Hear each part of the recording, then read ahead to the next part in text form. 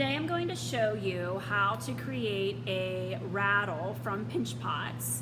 You are going to use 2 pieces of clay about the size of a golf ball. If you end up with a piece as you're balling it up that's a little bit larger than your other one, I would recommend twisting some of that clay off and bagging it. And then you want to make sure that you're starting with 2 spherical shapes. Again, about the size of a golf ball. They can be a little larger or a little smaller. So this is my starting point. Now, when you're creating a pinch pot, you do not want to place the clay down on the table surface as you're working. You're going to place the clay in your non-dominant hand. For me, that is my left hand. You're going to press your thumb down through the center of the clay, roughly 1/4 inch from the bottom. Then you're going to pinch and rotate, beginning at the bottom of the form, and then gradually moving up the walls.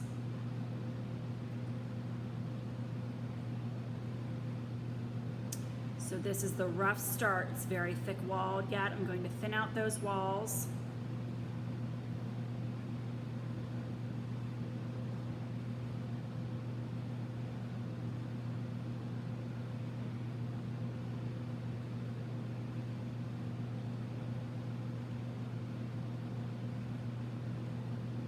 So now I have a very basic pinch shape that is a little thinner than 1/4 inch in thickness.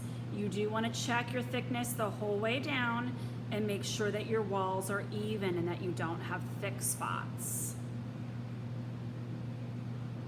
The bottom should also be rounded.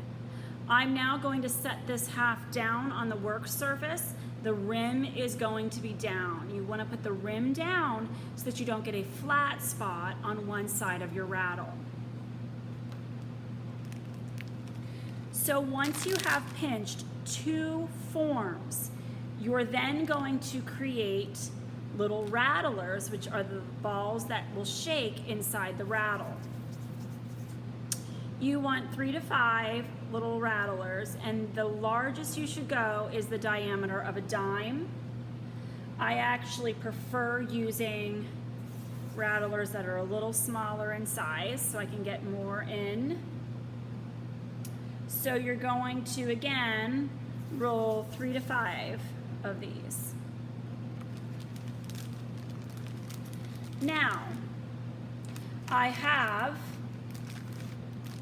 my 2 pinch pots that will assemble, and I have little clay rattlers that will go inside. It is ideal if you can leave these little rattlers out to completely dry before assembly. Do not let your pinch pots out to dry. So I have allowed these little rattlers to go ahead and dry out overnight. For this next step, you're going to need a little bit of toilet paper. We are going to start off with cross-hatching the 2 parts together. Cross-hatch refers to marking the clay to help the clay stick together. So we're going to cross-hatch and slip, or also known as slip and score, to assemble form. To cross-hatch your form, you either want to use a scoring tool or a needle tool for your cross-hatching. All of you have needle tools accessible. Some of you chose to purchase a scoring tool. Whenever you're cross-hatching, you want to dip whichever tool you're using, whether it be your scoring tool or your needle tool, into water, and you want to cross-hatch quite deep. Cross-hatch refers to marking the clay in at least 2 directions, and you can see how I really tore up the edge where this connection will be. You can then set this section aside. You can carefully place it on its side or on the bottom without making a flat spot. I'm now going to use the toilet paper to wrap up the dry rattlers that will go inside.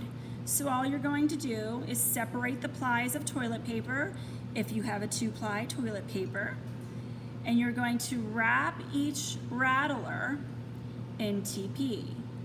And then each rattler will go down inside this half of the rattle. So you're going to do this for each rattler that you're placing inside the form.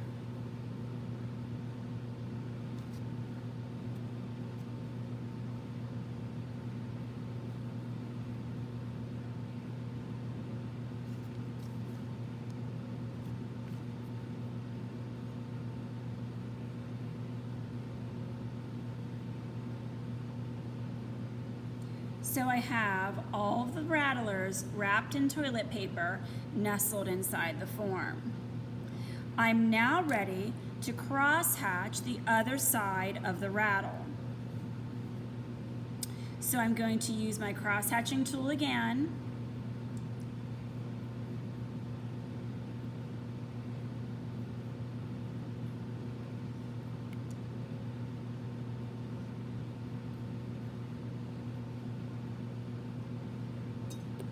And I'm going to just get a tiny bit of water onto the edge of the pot. You can do this by dipping your finger in and just gently tapping it on the edge, or you can very quickly and gently dip just the little edge into your bowl of water. Either way will work. Now I'm ready to press the form together. You want to kind of shape it in your hands as you're doing this. So now I have a really sloppy seam, and that's normal. Be very mindful about not adding any more water to this piece. If you have a little hole, little gap like that, that's not a big deal. If your forms do not align where one is much wider than the other, you can actually use a cleanup tool to cut down the side before you connect to make rims that will line up. So you then are going to use your rib tool. If you have a yellow mud rib, that's fine. The red rib will also work to compress that seam together to smooth the connection. See that little gap right there? I'm just going to use this extra clay I have, fill that gap over. So right now I have a hollow rattle form that has the rattlers wrapped in toilet paper floating around inside. That's just what I want. And I'm going to take a little bit of time now that I have it connected and roughly smooth to shape this into a shape that I want. Most of these are going to start off kind of egg-shaped or spherical. That is a great starting point for a rattle. Okay, so now I have this overall egg shape, but you can still see where my seam connection is. So I'm going to take more time with that rib tool. Do not add water to hide that connection and get that smoothed over.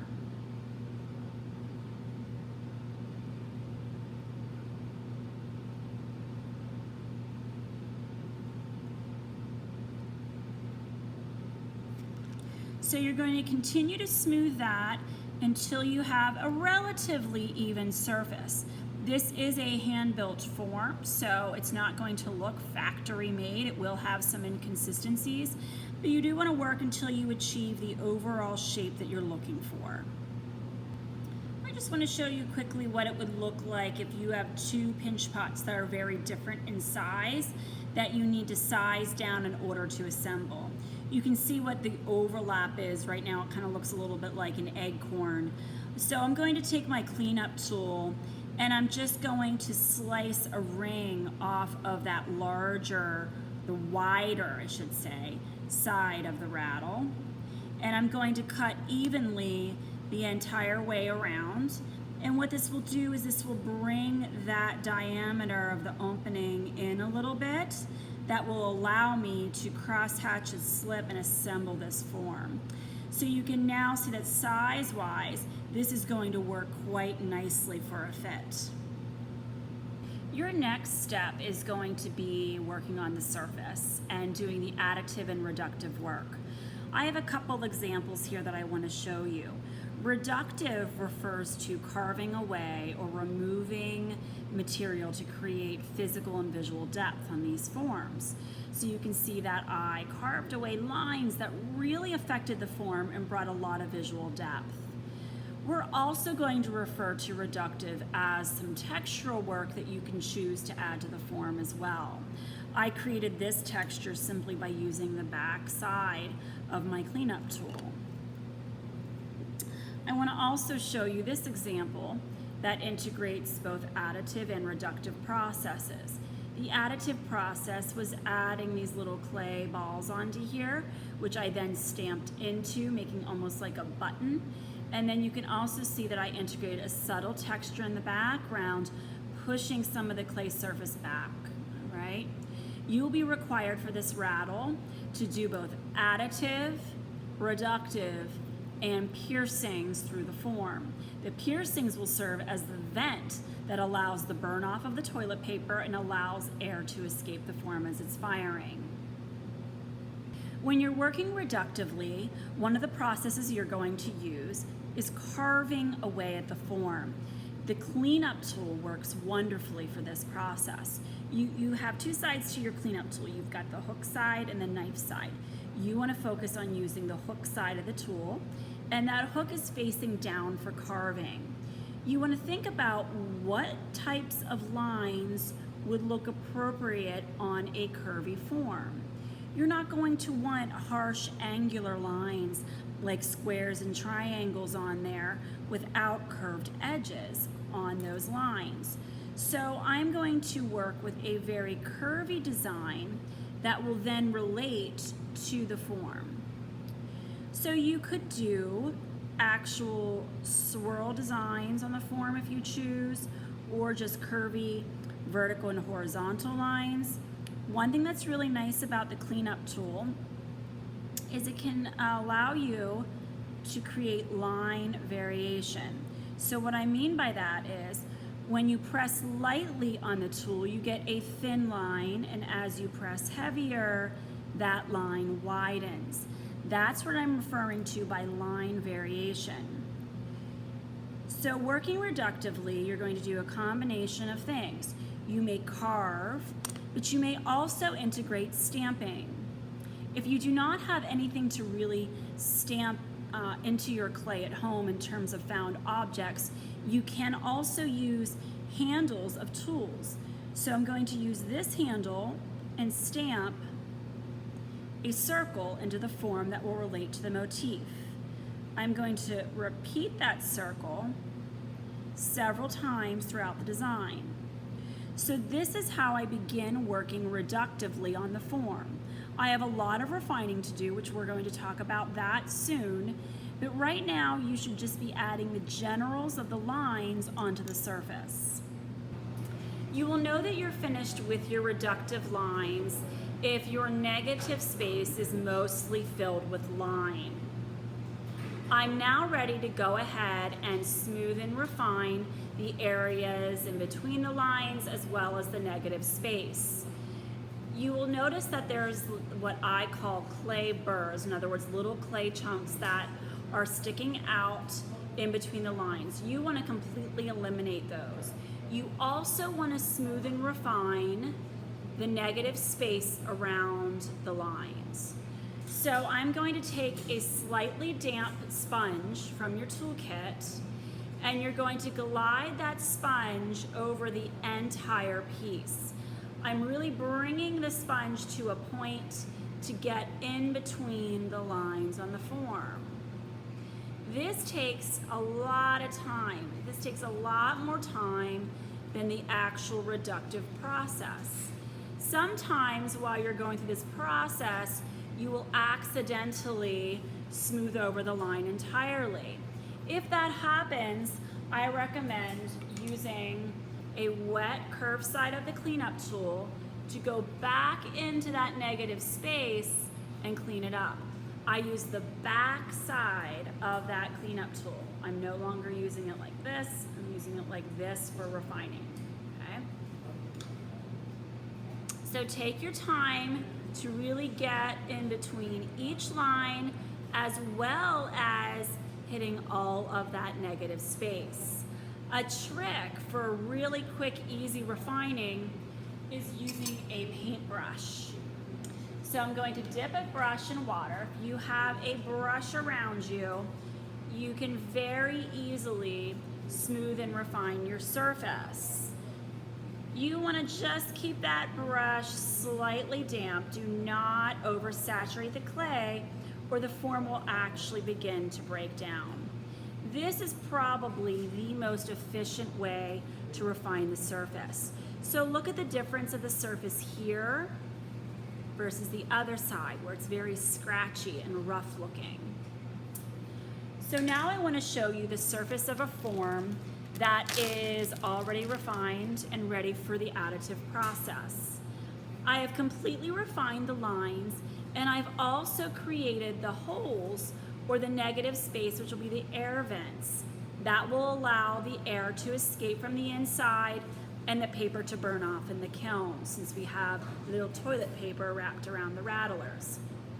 I created those holes just by using the back side of the needle tool and piercing it through the form. You could also use the knife side of the cleanup tool to drill smaller holes into the form.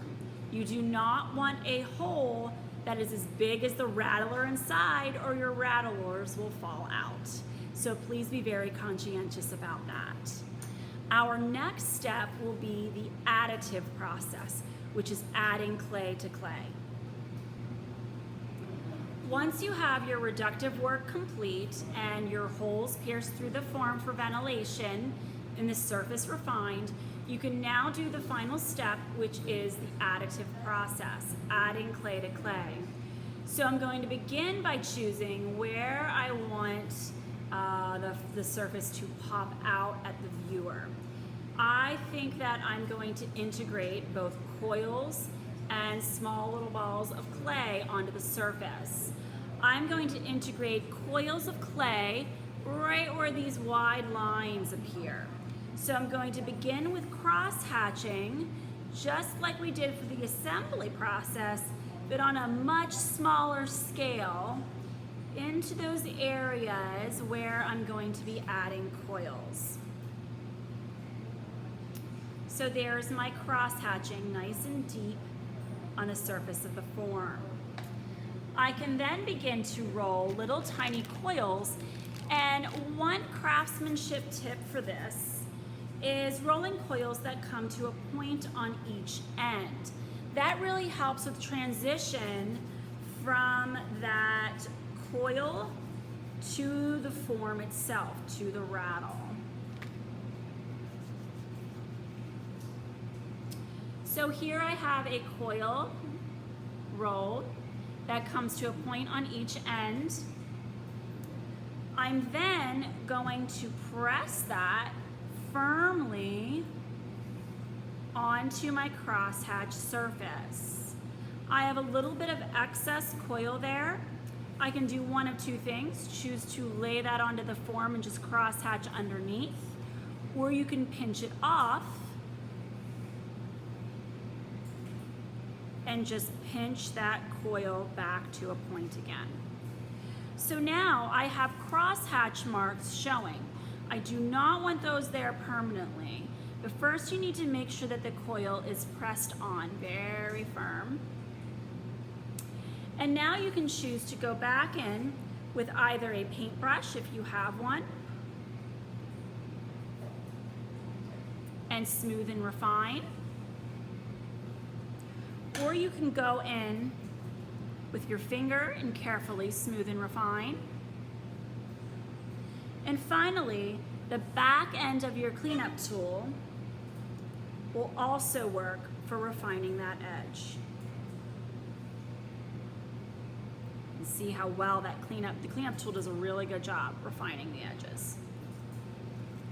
So now, after I have that refined, if I want to go ahead and add some little decorative balls of clay onto the surface.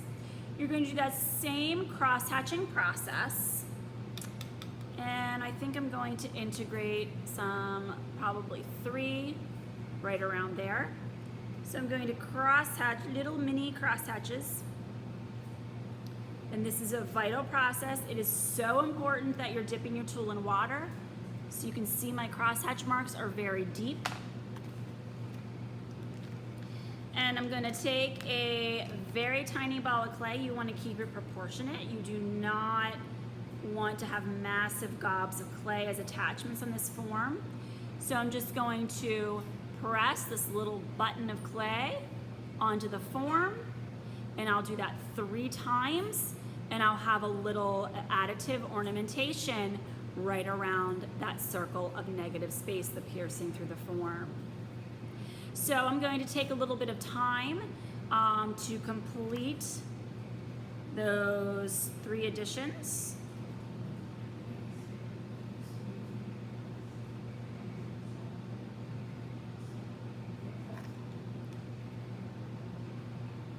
So I'm just rolling the clay in my fingers and pressing it into that wet cross-hatched area.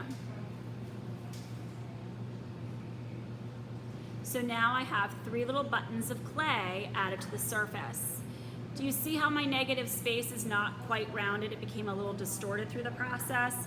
I'm actually going to go back in there and round that because I want it to relate really well to the circles. So I just opened up that negative space a little bit. Again, you want to make sure it's not so big that the rattlers fall out. That would be a bad day. So I'm going to continue to integrate some coils and some little balls of clay onto the surface for the additive process.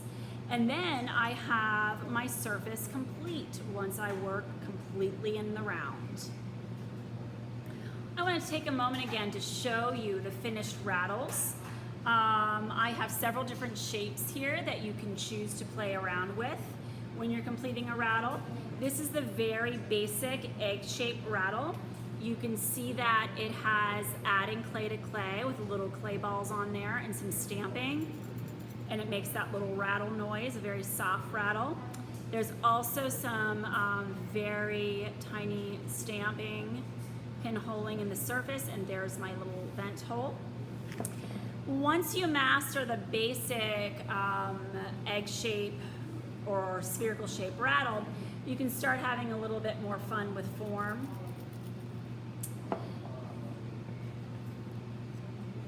So this is the adding clay to clay using coils, and then as it curves around, I really have to think about the form completely in the round. You're not just working on one side of the form, you're working completely around. And finally, I have an oyster shell shape. The oyster shell is just one pinch pot form that's kind of tacoed, and there are rattlers inside. And you have your reductive line work as well as your additive process integrating with stamping. Instead of trying to camouflage the seam, I actually accentuated the seam on this form. But you can see that I thought about the surface completely in the round.